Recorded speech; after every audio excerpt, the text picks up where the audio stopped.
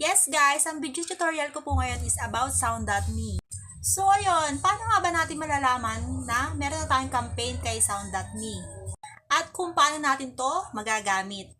Itong tutorial ko po pala ngayon is Sound.me sa YouTube.